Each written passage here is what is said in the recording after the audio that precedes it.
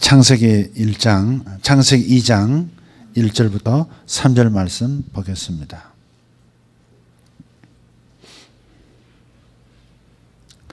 창세기 2장 1절부터 3절입니다.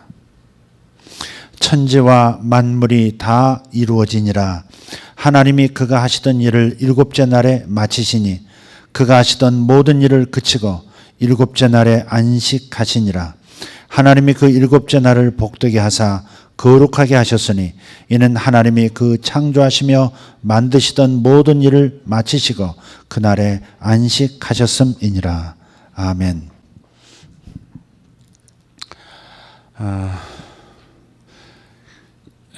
로이스 로울이라고 하는 소설 작가가 유명한 작품 하나를 내놨습니다. The Giver라고 하는 소설입니다. The Giver. 한국에서 아니 헐리우드에서 영화로도 만들어졌던, 그리고 한국에서 상영이 됐던 그런 영화 제목입니다. 그러니까 번역은 기억 전달자입니다. 기억 전달자라는 영화. 버스에서도 이렇게 광고판을 달고 다니면서 이 상영한 영화를 보도록 그렇게 광고를 하는 것을 기억도 납니다. 기억을 이 내용은 이런 겁니다. 이 지구촌에 큰 어려운 일이 생겼고 살아남은 사람들을 잘 관리하기 위해서, 또 이 인류가 다시 이제 잘 번성하도록 하기 위해서 살아남은 원로들이 사회를 통제하는 겁니다. 통제하는 방식이 뭐냐면 왜 이게 전쟁이 있고 쓸데없는 희생들이 이렇게 많았느냐? 감정의 문제다. 감정이라는 기능이 서로 충돌하게 만들고 갈등을 넘어서 전쟁까지 가게 만드는 것이다. 저들은 그런 결론을 내린 거예요. 그래서 특별한 약물을 만들어냈습니다. 아침마다 그 주사를 다 의무적으로 맞아야 되는 거예요. 모든 사람이 맞아야 합니다. 근데 그 주사를 맞게 되면 특징이 있습니다. 색을 흑백으로밖에 보지를 못합니다. 흑백으로만 사물이 다 보여요. 또 이런 빛을 그렇게밖에 판별을 못하는 것이 아니라 감정도 기쁜 감정도 없고 슬픈 감정도 없습니다. 그냥 감정에 기복이 없는 거예요. 적어도 주사를 매일 맞기만 하면 그런 거예요. 이퀄라이저라고 하는 다른 영화에서도 감정을 다스리는 그런 주사를 맞는 사회를 그리고 있죠. 감정이 문제라고 하는 의식을 갖고 있는 거예요. 요즘 자주 보도되는 것이 어떤 격한 감정 때문에, 조절하지 못하는 충동 감정 때문에 묻지마 살인 사건도 많고, 계속 이번 주간에도 오늘 하루 동안에도 또 한 사람이 묻지마 살인 이렇게, 이런 일이 이런 것들을 개개인 혹은 작은 공동체 안에서만 일어나는 일이 아니라 인류 전체를 놓고 봤을 때 이게 제일 큰 문제라 그렇게 판단해서 원로들이 그런 결정을 내린 거예요. 태어나면서도 직업도 자기들이 스스로 선택하지 않아요. 그 사람들의 자질을 이렇게 DNA부터 조사해서 성장하면서 과정을 쭉 보면서 직업들을 배정을 해주는 거예요. 그게 The Giver, 기억 전달자라는 거예요. 근데 왜 기억 전달자냐? 그 중에 한 사람은 선택받은 사람이 있어요. 그 사람은 과거의 인류의 역사에 대해서 쭉 이렇게 학습을 받고, 그 다음에 또 이렇게 어떤 특별한 방법에 의해서 이 인류 역사에 대한 기억이 계속 전수가 되도록, 한 사람에게는 계속 대를 이어서 기억이 전달되도록 하는 겁니다. 그런데 이 주인공이 조나스라고 하는 소년인데, 특별한 감정이 없으니까 이성에 대한 사랑도 특별하게 느끼질 않는 거예요. 그러니까 때가 돼서 이렇게 서로 만나게 해서 결혼해서 애 낳고 그런 거예요. 그러니까 감정 없는, 색깔 없는, 기쁨도 슬픔도 삶의 색깔이 없는 그런 아주 어찌 보면 참 암울한, 참 문제가 없는 사회인데 그러나 암울한 그런 사회 그림이 이제 떠오르실 거예요. 근데 어느 날 이 조나스가 색깔에 관한 어떤 꿈을 꾸기 시작하면서부터 이제 이야기가 시작되는 겁니다. 무슨 흑백이 아니라 어떤 뭐라고 설명할 수 없는 생동감이 있는 어떤 색채를 본 거예요. 이거 까만 것도 아니고 하얀 것도 아니고 이게 뭐지? 하는 거예요. 한번 상상해 보세요. 저번에 말씀드렸듯이 개들이 흰 것과 검은 것밖에 구분 못한다고 했잖아요. 그러니까 눈이 하늘에서 떨어질 때 개들이 그렇게 좋아하면서 뛰어다니는 이유, 그게 하얀 것이 이렇게 떨어지니까 그런 거거든요.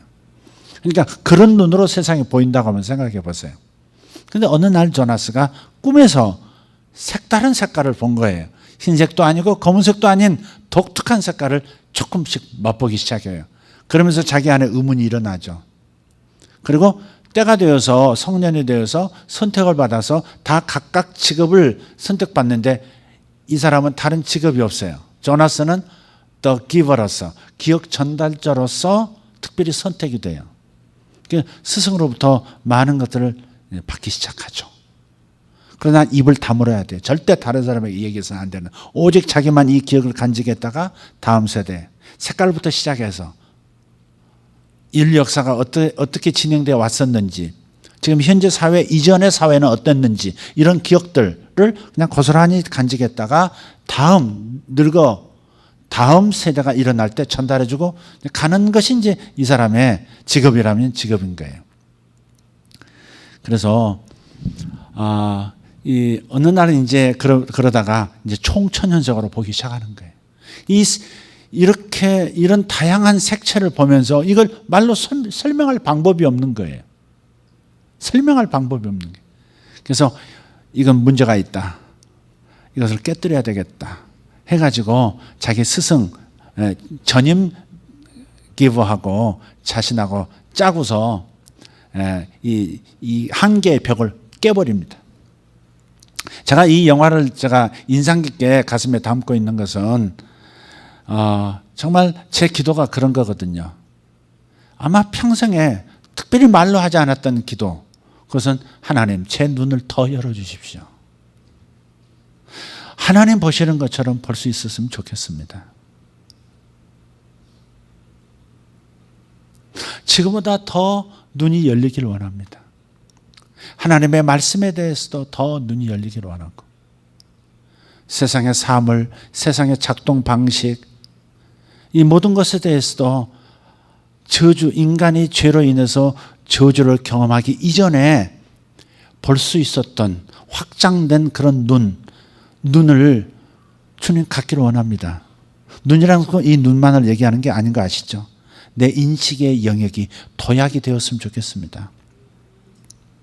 베드로의 눈이 열리고 요한과 야고보의 어느 날 변화산에서의 눈의 열림 현상을 통해서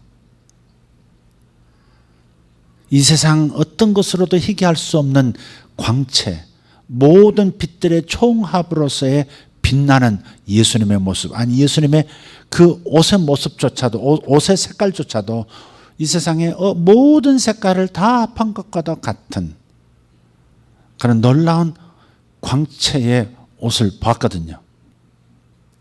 이런 신비 체험 쪽으로 넘어가지 말고, 사실은 신비라고 하는 것도 우리가 제한이 되어 있어서 그렇지 하나님께서 덮여진 이 베일을 걷어주시면 있는 그대로 보기 시작하는 것이죠. 이 약속은 성경에 있어요.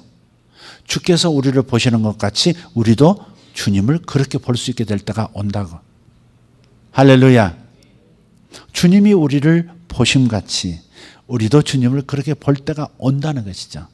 근데 언제부터? 예수님의 십자가 죄를 도말하신 그때로부터 시작해서 점차적으로 천국은 열려지고 있는 거죠. 천국이 열려지는 것만큼 천국의 능력이 풀려져 나오는 것이고, 천국의 제한 없는 그 풍성함이 우리들을 덮어가면서 우리의 한계가 더 넓어지기 시작하는 거죠. 못 보던 것이 보이기 시작하는 거예요. 느낄 수 없던 것들이 느껴지기 시작하죠. 여러분, 개가 사람보다 몇 갑절이나 냄새, 후각이 발달된 거 아시죠? 수십 배.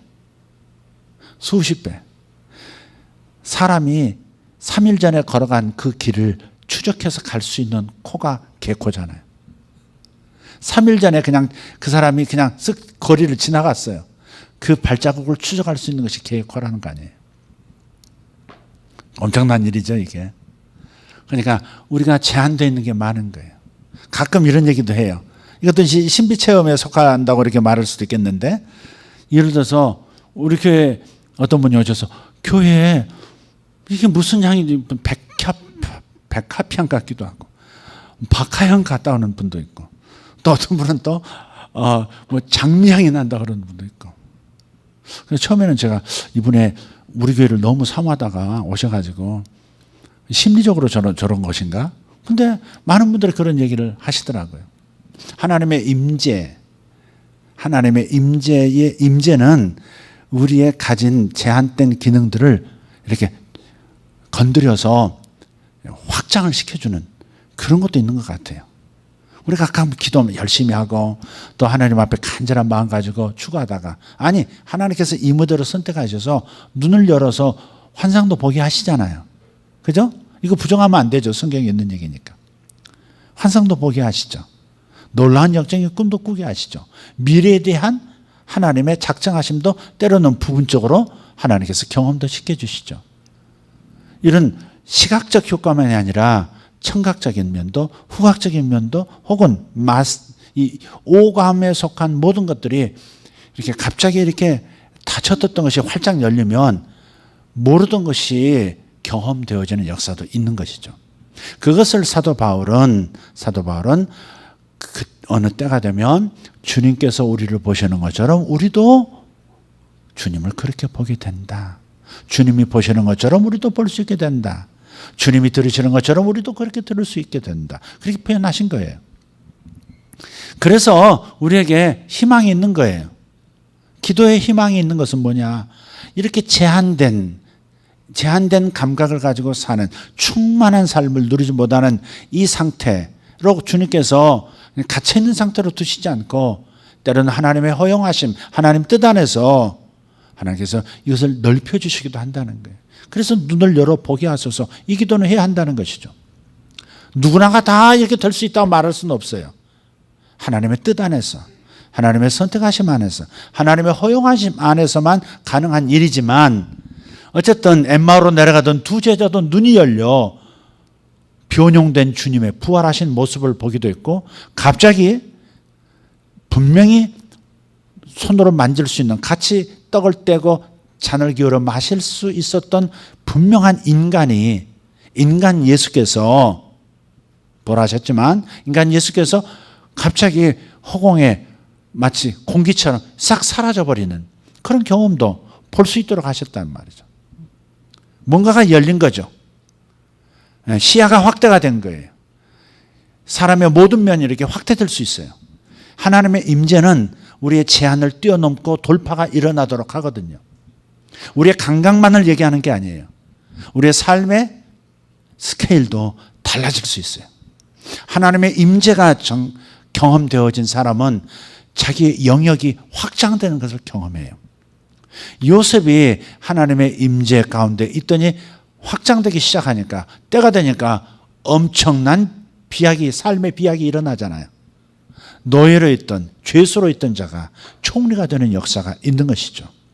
자기 한 몸도, 자기 한 목숨도 건사하기가 어려웠던 젊은이가 70명이 넘는 자기 가족을 이주시켜서 평생, 아니 다음 때, 그 다음 때까지 먹여 살릴 수 있는 실력자가 되게 하시는 역사도 있는 거죠. 할렐루야. 하나님의 임재가 있으면 낙이 턱뼈 하나 가지고 1000명을 하나님 나라의 적을 제거할 수도 있는 역사. 삼손에게 일어났던 일이죠. 여러 가지 일들이 성경에 많이 기록되어 있어요. 사람은 하나님께로부터 주어진 능력이 굉장히 컸던 것을 발견해요. 우리가 이제 보통 이렇게 접근할 때가 많아요. 사람의 존재에 대해서 당신은 죄인입니다부터 시작할 때가 많아요. 성경을 읽는 방식부터 성경을 읽으면서 우리는 우리 언어, 우리 개념이 좀 달라져야 된다고 생각해요. 우리는 창세기 3장부터 시작할 때가 너무 많아요. 어떻게 해서 사람이 타락했는가?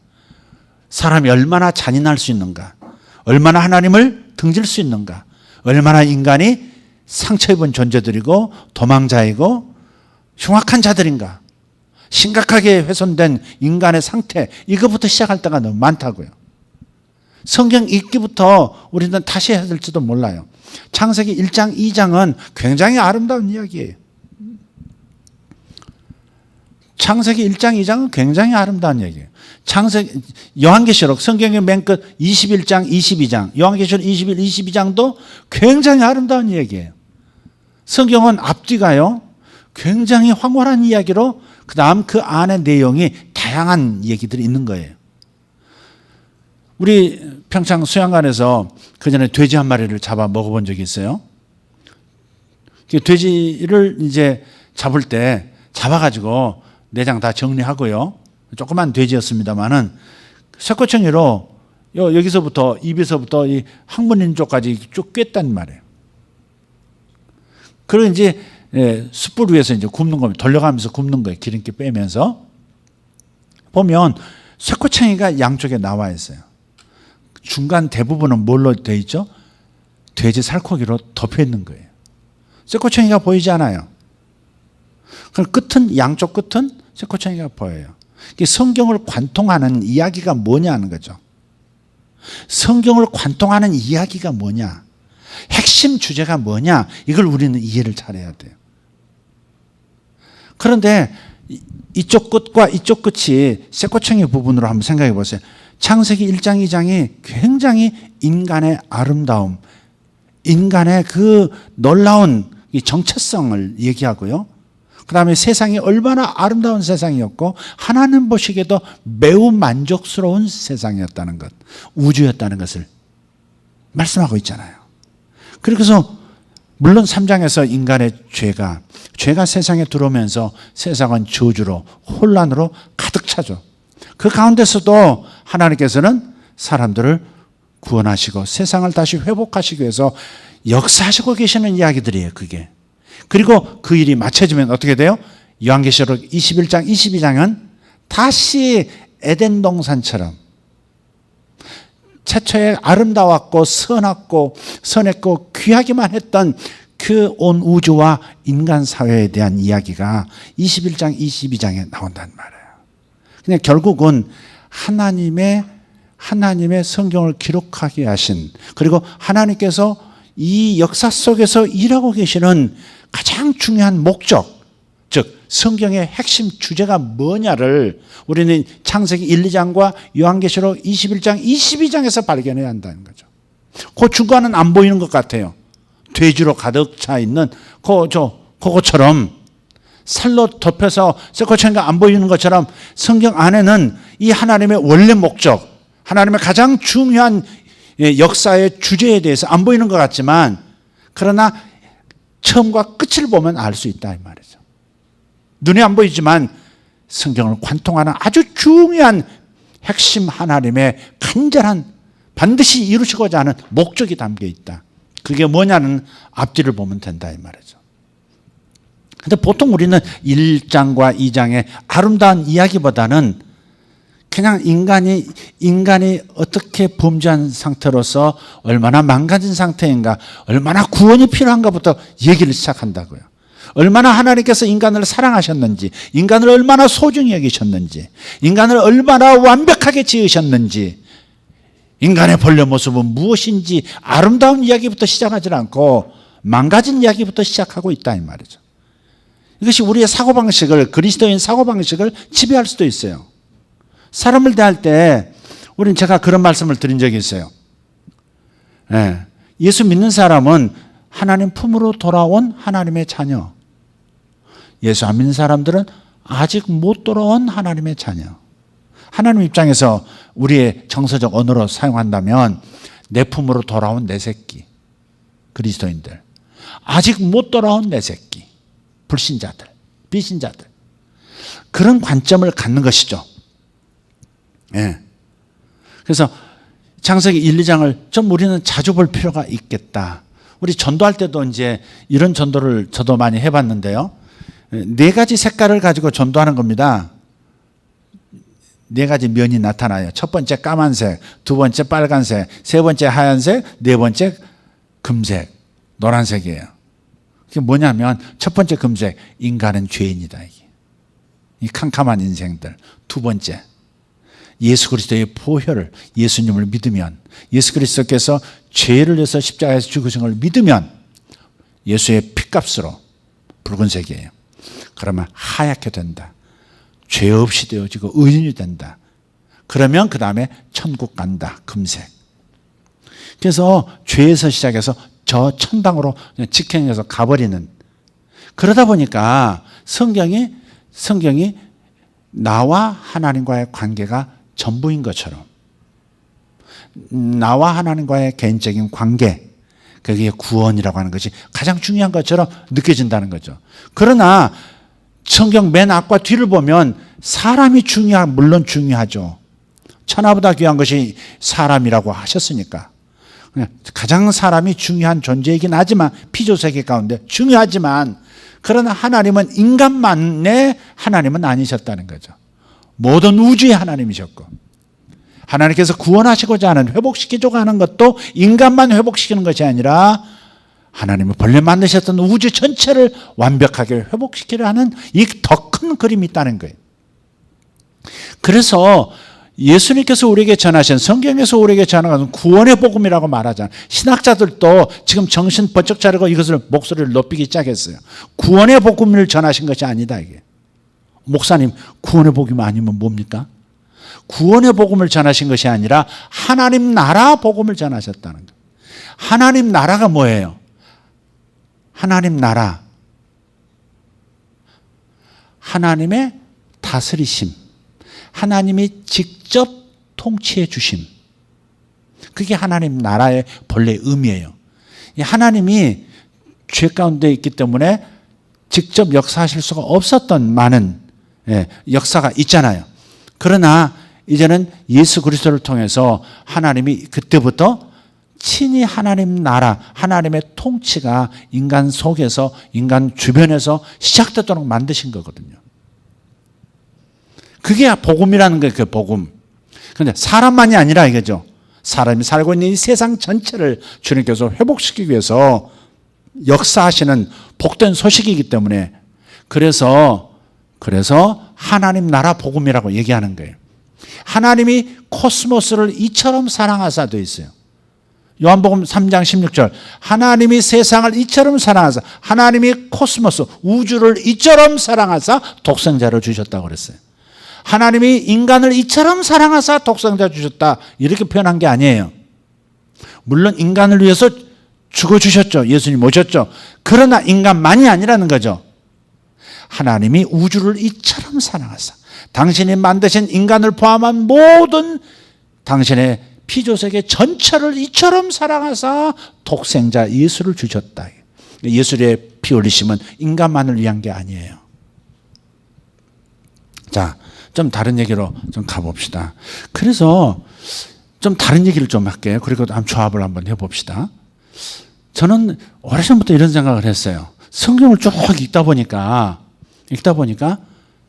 이런 얘기예요. 하나님이 인간에게 오시는 얘기, 하나님이 우리가 사는 세상에 오시는 얘기예요. 오시는 얘기. 옛날에 어떻게 되어 있었어요? 아담 이후에 어떻게 됐어요? 아담 이전에는 범죄, 창세기 3장 이전, 1장, 2장, 그 어떤 시간대인지는 모르지만, 얼마나 긴 시간대인지는 모르지만 하나님이 함께 계셨었어요. 하나님이 함께 계셨었어요. 그러다가 죄로 인해서 하나님께서 당신의 영광을 거두시기 시작했죠. 그런데 하나님께서 인간에게서 멀리 떨어져 계시는 것처럼, 적어도 직접 통치하시는, 에덴 동산에서 그토록 현실성 있게 나타나시는 하나님이 아니라 떨어져 계시는 하나님처럼 계셨죠. 그러다가 창세기 12장에서 하나님이 아브라함을 선택하시고 400년 뒤에 모세라는 인물을 통해서 이스라엘을 출애굽시킨 다음에 광야에서 뭘 만들게 하세요? 성막을 만들게 하세요. 유대인들이 생각하는 성막은 뭔지 아세요? 유대인들이 생각하는 성전은 하늘과 땅이 중첩되는 지역이에요. 하늘과 땅은 별개, 하늘은 별개의 영역이, 땅도 별개의 영역인데 요 하늘의 영역은 하나님이 친히 통치하시고 완전히 하나님의 뜻이 100% 이루어지는 샬롬의 세상이라고요. 완벽한 세상이에요. 그런데 땅은 그렇지가 않거든요. 죄된 인간이 망쳐놓은 세상 속에서 그냥 살아가고 있는 모습이에요. 그래서 저 하늘과 땅이 이렇게 하늘이 땅으로 들어올 수가 없는 거예요. 전혀 다르니까. 그런데 성전이라는 것은 하늘이 이 땅에서 존재할 수 있는 유일한 공간이에요. 그래서 유대인들은 성전에 들어갈 때 성막 때부터 솔로몬의 성전 다 마찬가지예요. 성전에 들어갈 때 하늘 공간으로 들어간다고 생각한 거예요. 지금도 이스라엘 가보면 유대인들은 이렇게 생각하고 있어요. 이곳이 세상의 중심일 뿐 아니라 하나님이 이 땅에 계시는 유일한 공간이라고 좌정하신 공간이라고 생각해서 땅에 임한 하늘의 유일한 공간이라고 생각해서 여기서 하는 기도가 하늘에 다 응답 상달된다고 그렇게 생각하는 거예요. 그래서 가보면 종이에다가 자기 가족들 이름 적고 자기 소원 적고 뭐 해가지고 꾸깃꾸깃 해가지고요 그 거대한 돌들 틈사귀에다 막 꾸겨 넣어요. 그게 한 달도 되고 두 달도 되고 1년도 되고 2년 되고 그러니까 거기에 수많은 글들이 수많은 종이들이 계속해서 겹쳐서 쌓여 있고요. 일정 기간 되면 좀 파내고 다시 거기다 또 기도문을 집어넣고 막 그러거든요. 왜? 거기서 유일하게 하늘로 통하는 문이라고 생각하기 때문에 하나님께 직통할 수 있는 장소라고 생각하기 때문에 그렇게 거기다가 자기 소원의 기도문을 넣는 거예요. 그러니까 이것은 현대 지금 21세기를 사는 이스라엘 사람들만이 아니라 오랜 전통이에요.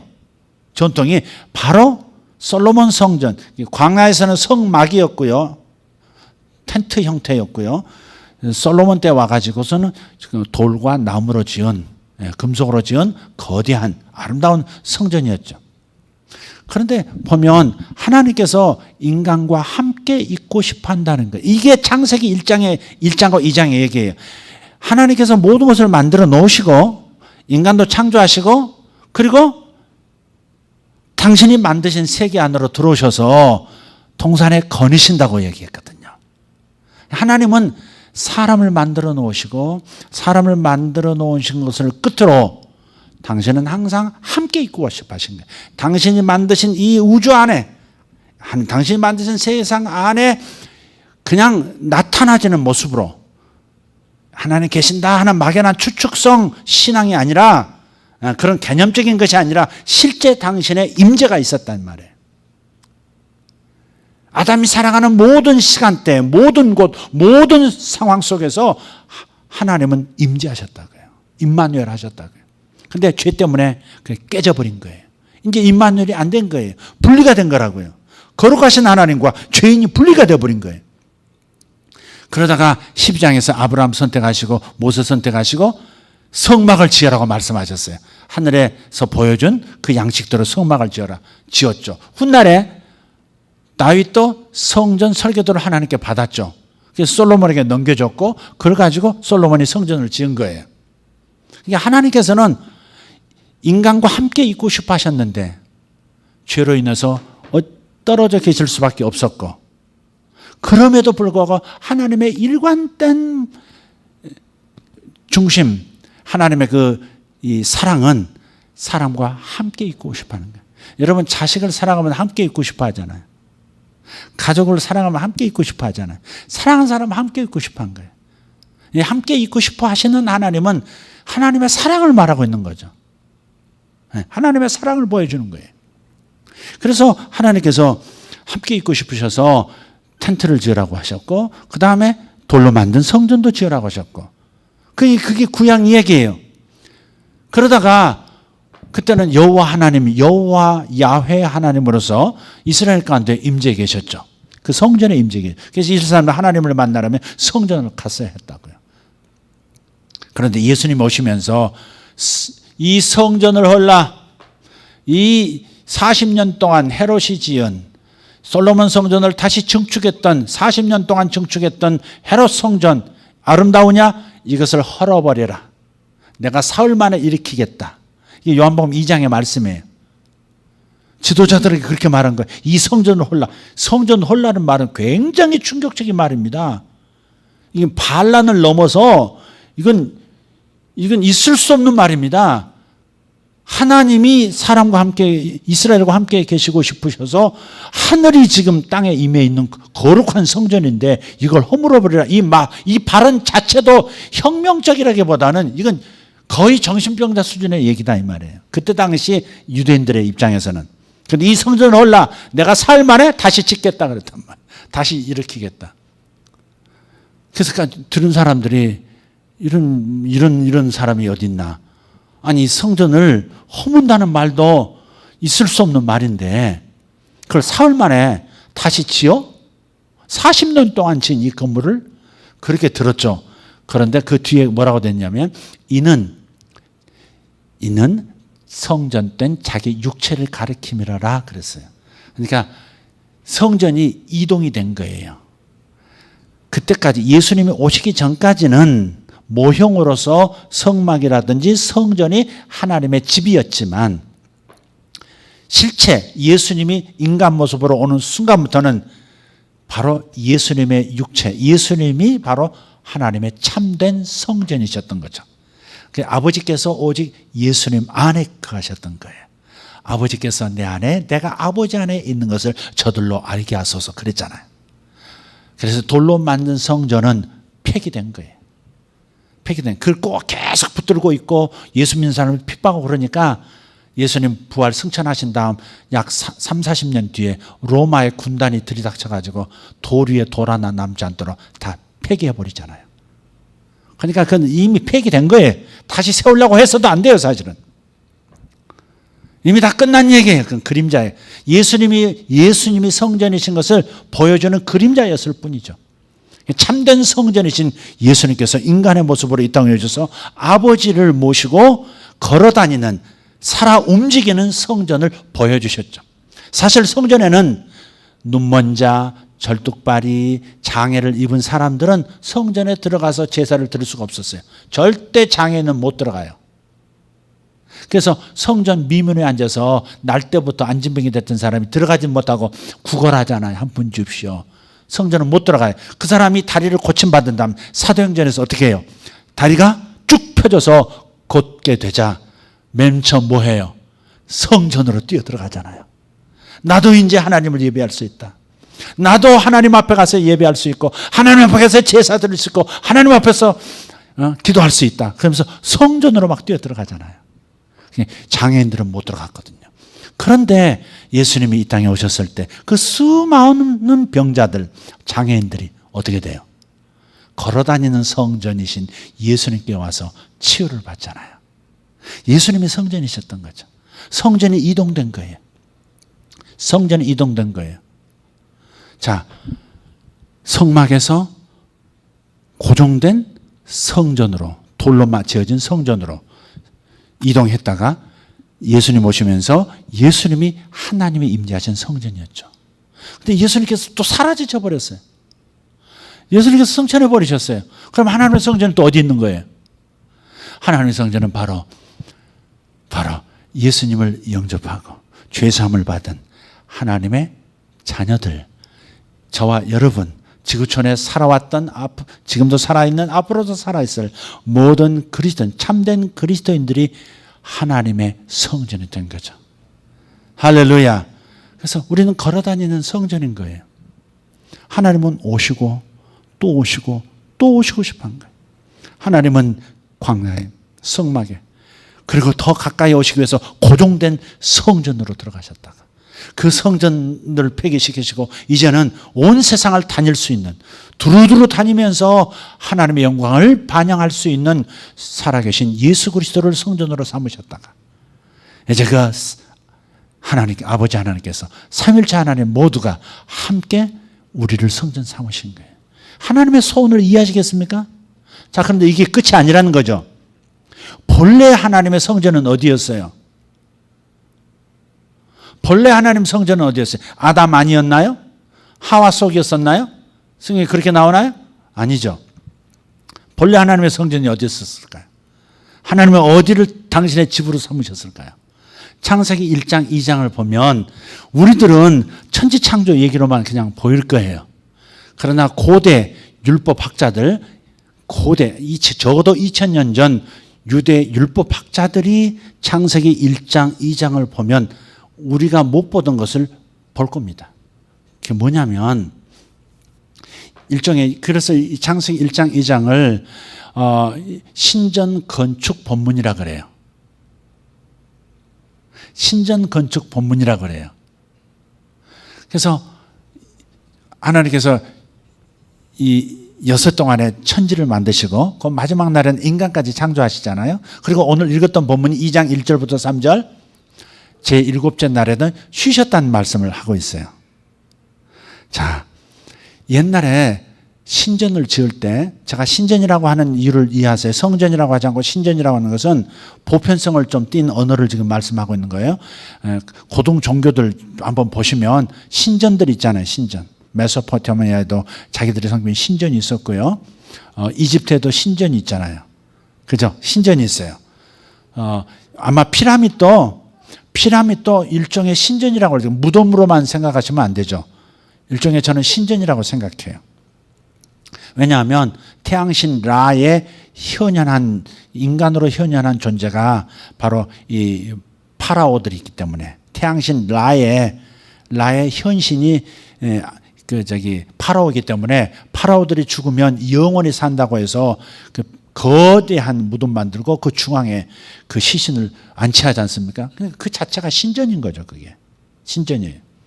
근데 신전을 만들 때 반드시 이렇게 좀 차이가 있어요. 신전을 만들면 첫째는 신전을 완성한 다음에 그 신전의 대표 신 있잖아요. 어떤 신을 위해서 신전을 만드는 거 아니겠어요? 신의 집, 신이 거주할 집을 만드는 게 이제 신전인데, 신전 건축을 마치면 그 신의 형상을 딴 어떤 조각상 혹은 음각을 통해서 벽에다 새기든지 아니면 거대한 동상을 만들든지 반드시 중요한 위치에 세우고 그 성전 건축이 끝나는 거예요. 이게 고대 낙성식이에요. 신전 건축이 완성되면 그 신의 형상을 반드시 거기다가 세우게 돼 있어요. 또 두 번째 어떻게 하거든요?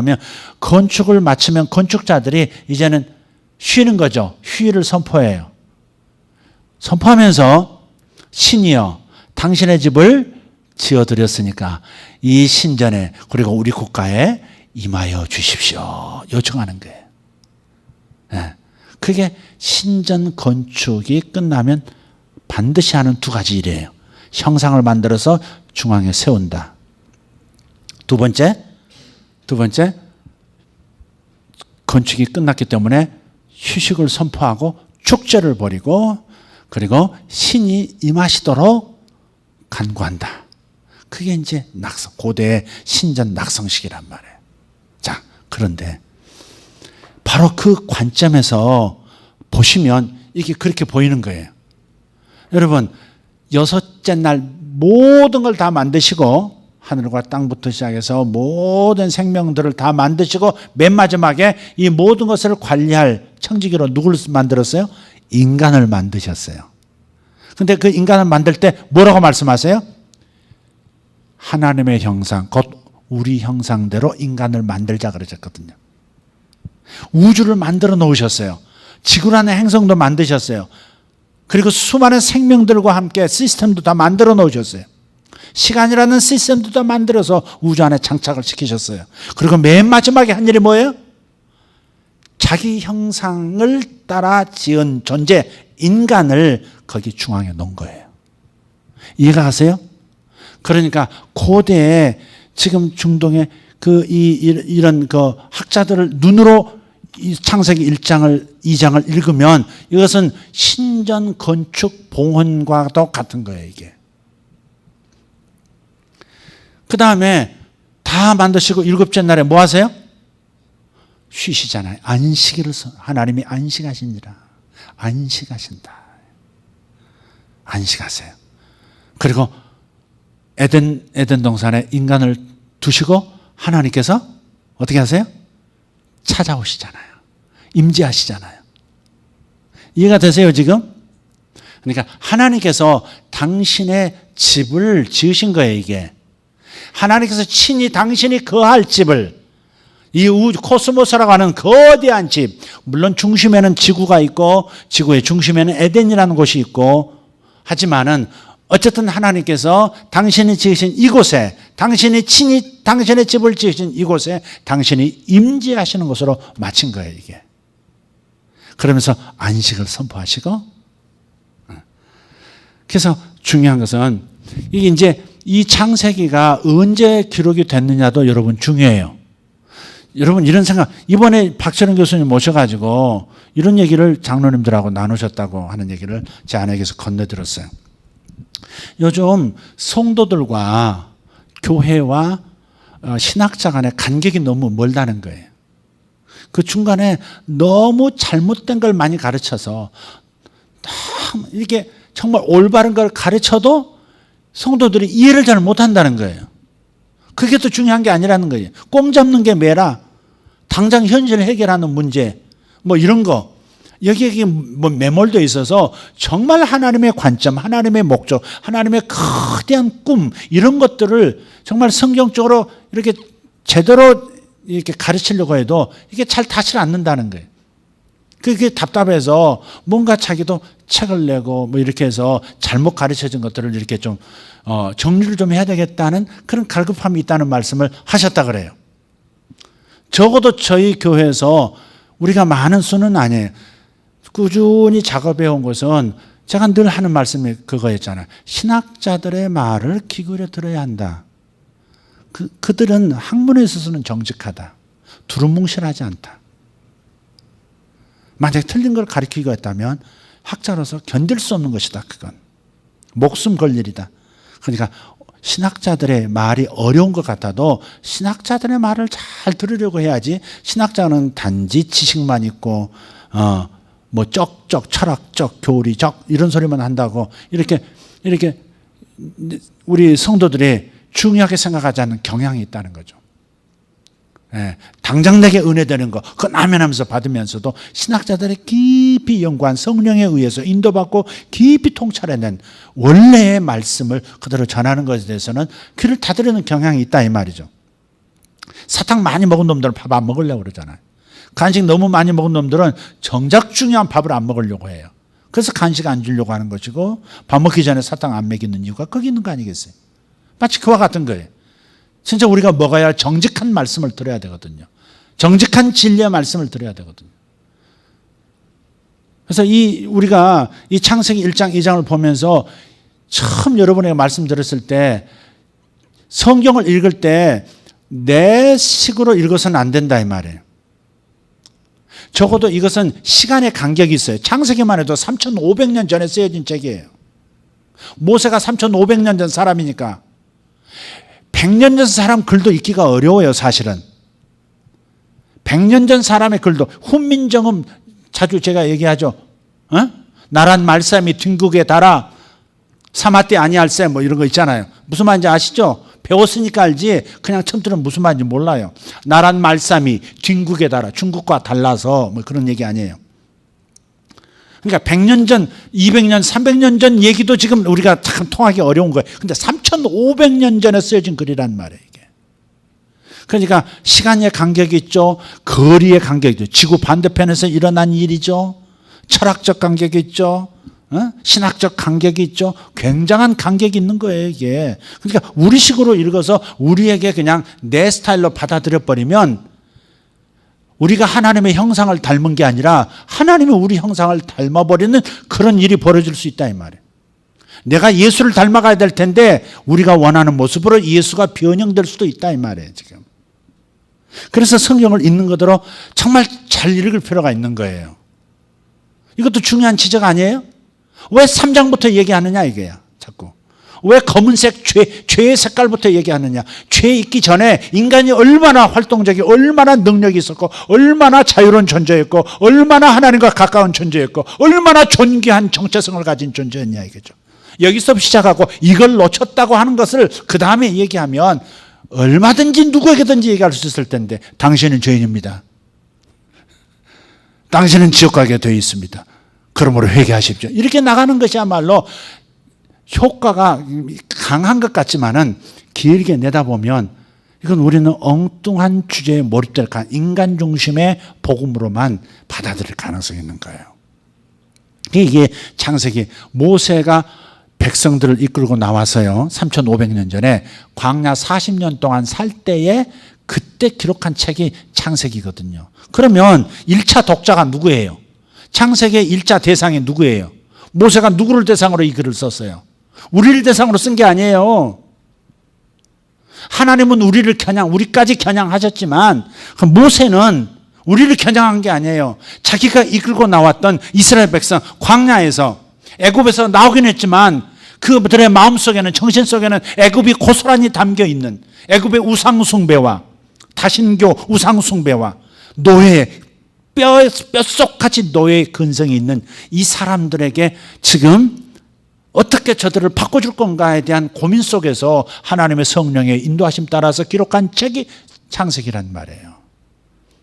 그러니까 1차 독자는 3500년 전 이스라엘 백성 60만이 독자인 거죠. 그럼 그들의 입장에서 먼저 왜 이 성경이 이 창세기 이야기가 기록됐을까 생각해 볼 필요가 있는 거죠.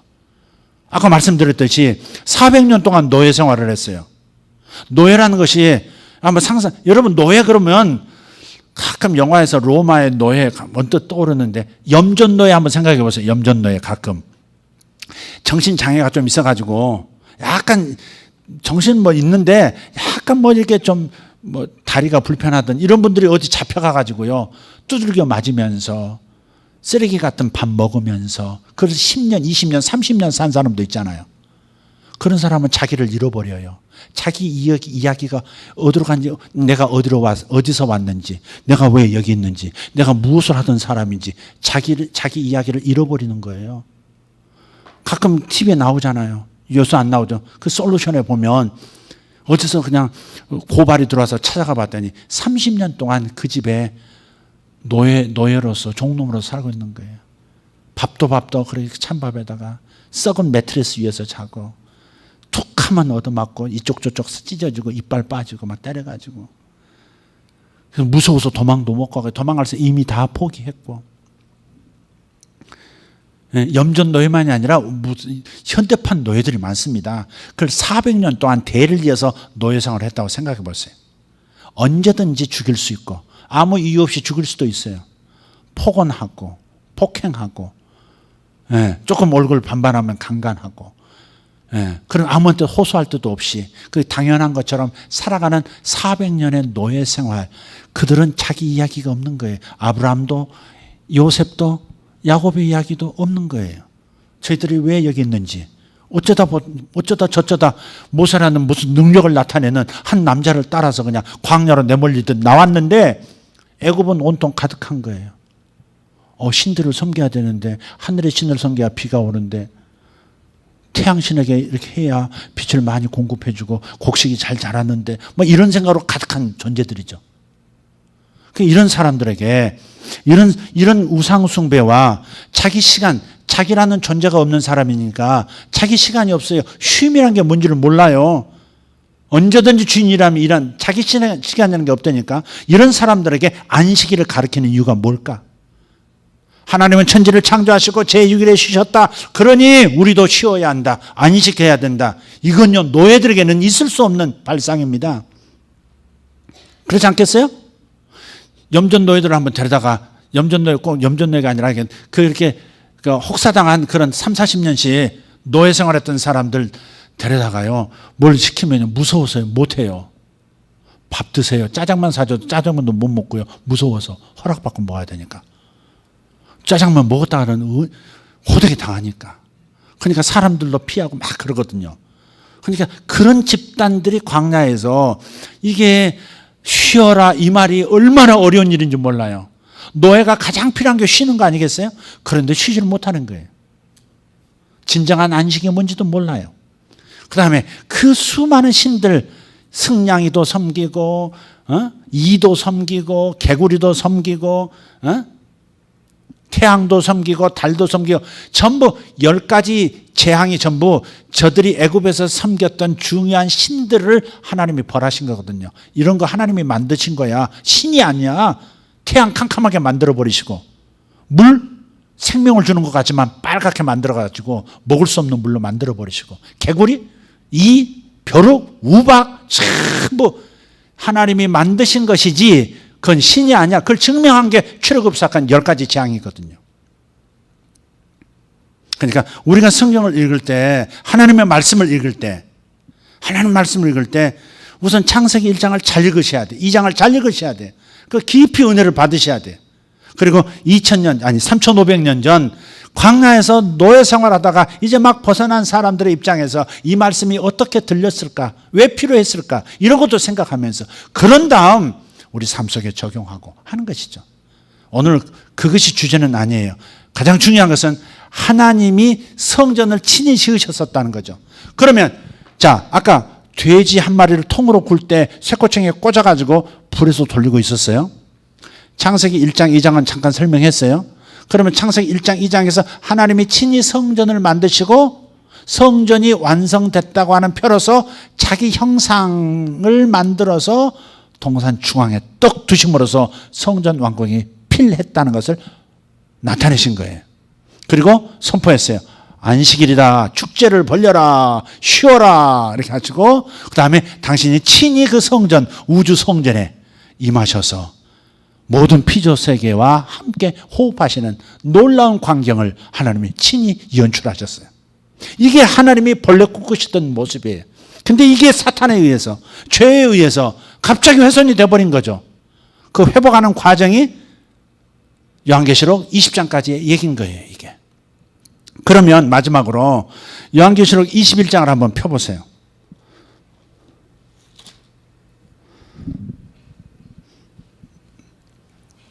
21장 1절이 뭐라고 합니까? 한번 읽어볼까요? 또 내가 새 하늘과 새 땅을 보니 처음 하늘과 처음 땅이 없어졌고 바다도 다시 있지 않더라. 또 내가 보매 거룩한 성 새 예루살렘이 하나님께로부터 하늘에서 내려오니 그 준비한 것이 신부가 남편을 위하여 단장한 것 같더라. 3절 같이 읽읍시다. 내가 들으니 보좌에서 큰 음성이 나서 이르되 보라 하나님의 장막이 사람들과 함께 있으며 하나님이 그들과 함께 계시리니 그들은 하나님의 백성이 되고 하나님은 친히 그들과 함께 계셔서 하나님이 이 얘기하고 싶으신 거예요. 지금 모든 만유를 회복하신 다음에 예수님이 십자가로부터 시작해서 모든 것을 회복하시고 새하늘과 새 땅을 만드신 다음에 하나님이 뭐 하세요? 다시 성전을 회복하신 거예요. 이게 단지 이제 예수 믿는 사람들 안에서만 성전 삼고 계시는 것이 아니라 이제는 회복된 새하늘과 새 땅, 죄가 들어오기 전에 그 세계로 회복시키시고 바로 그리고 3절에서 그들과 함께 계시리니 그랬어요. 그들은 하나님의 백성이 되고 하나님은 친히 그들과 함께 계셔서 하면서 쭉 말씀하세요. 하나님의 목적은 사람과 함께 있고 싶어 하시는 거예요. 하나님의 목적은 당신 지으신 피조세계를 성전 삼고 머물고 계시고 싶은 거예요. 이 하나님의 소원을 여러분이 이해하셔야 돼요. 여러분의 신앙의 방향은 하나님의 소원에 달린 거예요. 하나님의 목적이 뭐냐를 이해하는 데서 정상적이고 건강한 신앙생활을 할 수 있는 거예요. 많은 얘기할 수 있어요. 예배 잘 드려야 된다, 전도해야 된다, 뭐 이렇게 드려야 된다, 뭐 다 얘기 많아요. 신앙인으로서 하나님 앞에 행해야 될 것, 마땅히 하나님께 영광 돌려야 될 일이 많아요. 많지만 하나님의 관점에서 하나님의 목적이 뭐냐를 이해하는 것이 가장 중요한데 가장 중요한 그것은 뭐냐? 하나님이 우리와 함께 있고 싶어 하신다는 거죠. 인간으로서 처음에는 인간으로서 이렇게 성전 이스라엘 땅에서는 성전 만들어 놓으시 이름을 거기다 두셨죠. 여호와 이름을 거기다 두셨어요. 그러다가 실체가 나타난 거예요. 예수님, 하나님이 인간 되어 나타나셨어요. 우리 가운데. 우리 가운데 왔다 갔다 하신 거예요. 사람들은 놓쳤지만. 그러다가 이제는 죄사함을 모든 일을 마치시고 어떻게 해요? 이제는 성령을 통해서 사람 속으로 들어오신 거예요. 사람과 함께 계신 것이 아니라 사람 안에까지 들어오신 거예요. 그러니까 하나님은 가까이, 더 가까이, 더 가까이. 하나님의 목적, 하나님의 소원이 뭔지를 여러분이 이해한다 이 말이죠. 하나님은 나와 함께하고 싶어 하세요. 모든 경우에, 모든 상황에, 어떤 곳에서도, 어떤 시간에든 하나님은 우리와 함께 있고 싶어 하세요. 주님의 그 마음을 여러분이 이해할 때 거기서 진정한 신앙생활이 가능한 거예요. 예배에 와도 하나님이 함께 있고 싶어 하신다는 그것이 첫 번째예요. 내가 하나님께 가기 전에, 하나님께 내가 뭔가를 하기 전에 하나님께서 가까이 오고 싶어 하시고 하나님께서 내 안에서 하나님께서 나를 통해서 뭔가를 하고 싶어 하신다는 하나님의 소원을 이해하는 것이 중요하다 이 말이에요. 율법적이지도 않고 자기중심적이지도 않은 건강한 신앙이 되려면 반드시 하나님의 목적과 하나님의 소원이 무엇인지 하나님의 마음을 이해해야, 하나님의 그 사랑의 마음을 이해해야 어떤 처신이 옳은 것인지를 내가 알 수 있게 된단 말이죠.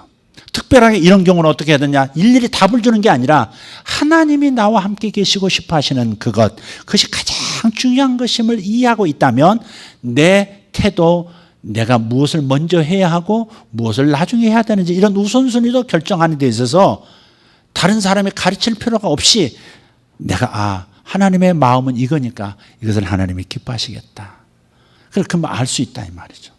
그래서 성경에 너희 속에 기름 부음이 계시기 때문에, 성령의 기름 부으심이 계시기 때문에 아무에게 있어서 가르침을 받을 필요가 없다. 그렇게 얘기한 이유가 그래서 그런 거예요. 지도자가 필요 없다는 얘기가 아니에요. 성령 하나님께서 가르쳐 주실 것이다. 그래서 이것이 내가 인도받고 있는, 내가 옳다고 성령께 받은 것이 맞는 것인지 틀린 것인지를 말씀을 통해서 분별하고 또 지도자를 통해서 분별하고 하는 것이죠. 하나님의 마음을 이해하세요. 자, 요한계시록 조금 잠깐만 더 보시면 21장 22절 한번 보시죠. 22절 크게 한번 읽읍시다. 시작. 성 안에서 내가 성전을 보지 못하였으니 이는 주 하나님 곧 전능하신 이와 및 어린 양이 그 성전이심이라. 아멘. 성전이 따로 없는 거예요. 이게 본래 에덴이에요. 하나님 자신이, 하나님께서 당신의 거처로서 이렇게 하나님의 신전으로 지었지만 그러나 하나님 자신이, 하나님의 임재가 진정한 성전인 거죠. 그러니까 우리가 기도해야 될 게 뭐겠어요? 가장 중요한 기도가 뭐겠어요? 주여 내게 더 임하소서. 주여 내게 더 가까이 임하소서.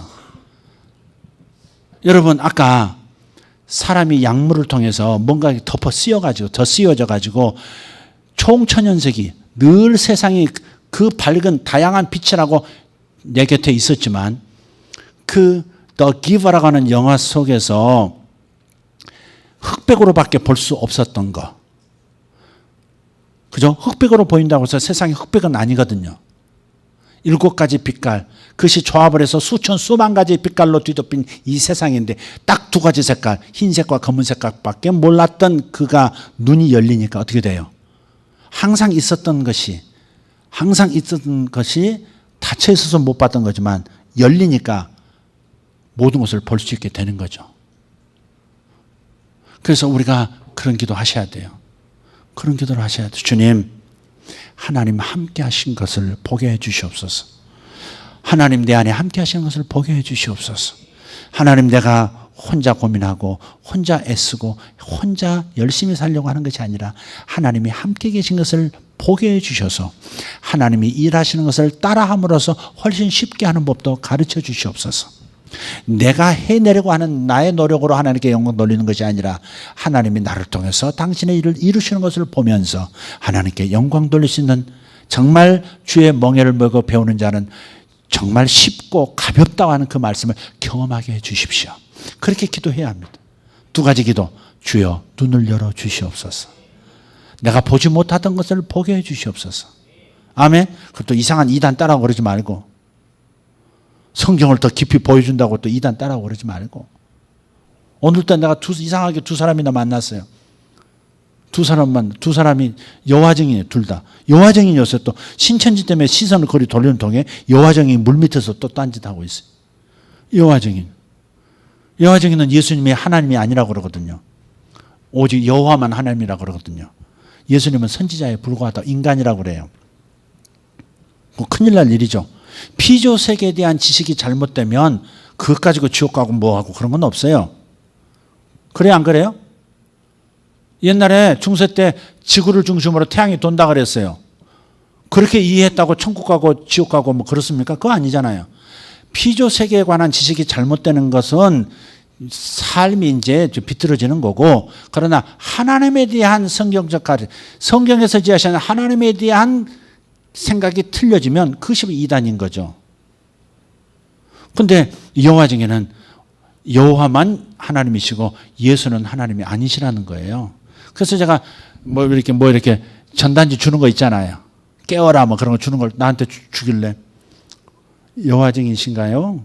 그러고서는 여호와 증인 아시나요? 그래서 예수님이 하나님이신 거 아시죠? 그러다 가버려. 그게 결정적인 예수는 하나님이 아니라 그러거든요. 그래서 기독교가 틀렸다 그러거든요. 성경에 분명히 나오잖아요. 영원한 하나님 우리 구주 예수 그리스도. 할렐루야. 영원하신 우리 하나님 예수 그리스도. 엄연히 나와 있는 그 구절을 싹 덮고. 그래서 여호와의 증인은 거죠. 원래 여호와의 증인은 이스라엘 사람이 여호와의 증인이에요. 여호와를 증거하는 사람들 여호와의 증인이죠. 오늘날 우리는 여호와를 증언하는 사람이 아니에요. 삼일체 하나님 그리고 예수님을 증언하는 여호와 하나님을 증언하는 사람이 아니에요. 예수의 증인이죠. 아멘. 네, 그래서 예수님은 하나님이신가 아시죠? 첫 번째 왔을 때 내가 당황하지. 여호와 증인이신가 봐요. 그러고 지나가서 할머니시라. 조금 있다가 좀 젊은 분이 또 지나가면서 또 딱 내밀길래 여호와 증인이시네요. 예수님이 하나님이신가 아시죠? 가버렸어. 뭐 말 걸라고 그러길래. 여러분, 그래서 우리가 눈이 열려지기를 기도하고요. 하나님께 구하고, 두 번째는 하나님이 얼마나 나와 함께 있고 싶어 하시는지. 그리고 하나님께서 나와만 함께 하고 싶으신 게 아니라 모든 사람들, 그리고 하나님이 만드신 하늘의 태양부터 시작해서 땅의 바람에 흔들리는 풀포기까지 함께 하고 싶으신 거예요. 그래서 우리가 잠깐 보세요. 이렇게 탄천도 가깝고 다잖아요. 길가 다니면서도 장미가 한참 피잖아요. 이제 덩굴장미부터 시작해서 장미 필 때 너무 아름답잖아요. 아닙니까? 아름답잖아요. 주님 예쁘네요. 와, 주님 어떻게 이 색깔을 이렇게 볼 수 있게 만드셨어요? 선생님 어떻게 이렇게 만드셨어요? 잎이 하나하나 벌어지는 게 얼마나 놀라워요. 우리 집 앞에 우리 베란다에 빨간 나리가 쫙 피었는데요. 작년보다 좀 늦게 피어가지고 우리 애들 오는 거 다 볼 것 같아요. 나리가 쫙 피었는데 얼마나 예쁜지 몰라요. 어떻게 이런 아이디어를 가지셨어요? 끊임없이 이 하나님의 성전 안에서 모든 피조세계가 하나님의 성전이니까. 아멘? 성전이니까 성전 안에서 하나님 기둥을 어떻게 이렇게 잘 만드셨어요? 아, 정말 정말 하나님, 어떻게 이런 성전을 인간대로 만들려고 하면 절대 만들 수 없겠나요? 천사들이 동원돼도 만들 수 없는 거네. 오직 하나님만 하실 수 있는 성전입니다. 세상에 이런 성전 가운데 우리가 살게 해주셔서, 아버지 집에서 살게 해주셔서 감사합니다. 끊임없이 보여주는 생명체들 통해서 하나님이 우리 살아가도록 하는 환경을 통해서, 그거 바로 우리가 살아가도록 하는 환경만이 아니라 하나님의 신전이라 이 말이에요. 하나님의 성전이에요. 지금은 우리 안에만 계시지만 장차 새하늘과 새 땅, 이 땅에서 마귀를 제거하시고 죄도 다 제거하시고 저주도 다 저주하시고 나면 모든 총천역 색깔이 다 드러날 텐데, 모든 분야에서 완벽하게 본래 지으셨던 아담이 보았던 그 놀라운 세계를 있는 그대로 보게 될 텐데, 그때는 전체가 하나님의 성전이 되지만 지금은 나로부터 시작해서 내 주변에 내 눈에 띄는 것들이 하나님 앞에 당신의 성전입니다. 당신이 지으신 작품입니다. 이렇게 할 때 성전이 확대되어 가는 거예요. 이해가 되세요? 지금은 우리 안에만 계시지만 이스라엘 때는 성전에, 예수님 때는 예수님 안에만, 지금은 우리 안에 계시지만, 그러나 장차 주님 재림하시면 온 우주 전체가 하나님의 다시 성전화 되어지는 역사가 있는 거예요. 우리가 갈 길이 그건 거예요. 하나님은 오고 싶어 하신다. 하나님은 오늘 또 오고 싶어 하신다. 하나님은 더 가까이 오고 싶어 하신다. 여러분 삶의 모든 영역에, 여러분 마음 구석구석에 주님이 오시도록 초청하십시오.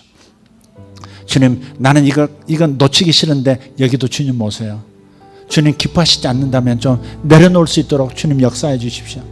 주님이 내 마음을 차지하세요. 내 이 답답한 마음을 차지하세요. 내 이 괴로운 상처를 좀 차지하세요. 내 어두운 기억을 좀 주님이 차지하셔서 당신의 방으로, 당신의 성전으로 바꿔버리세요.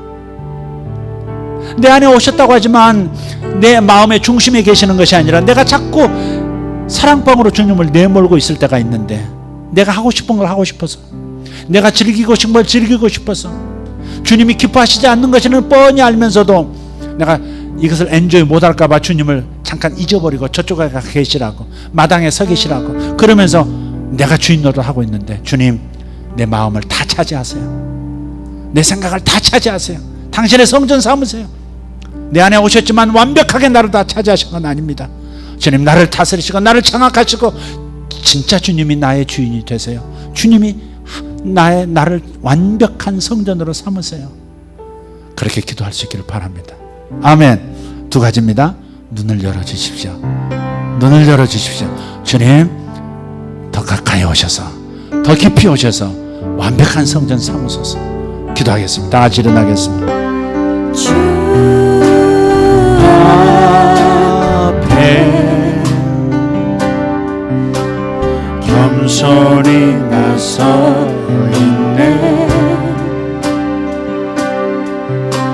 주 내 날 자유케 주 앞에 죄인 된 내 모습 보내 주고 열날 덮으셨네. 생명 주신 그 놀라운 이세 의로 가장 크신 사랑 주 내게 주셨네.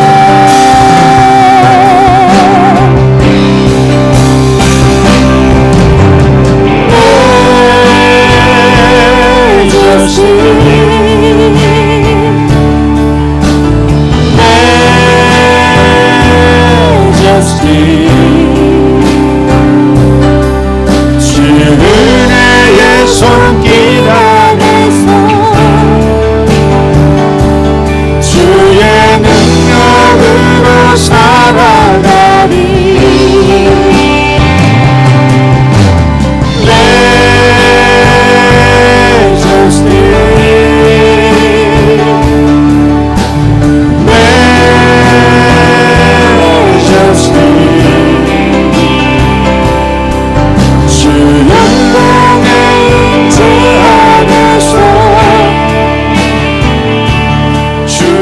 사랑으로 변화되리.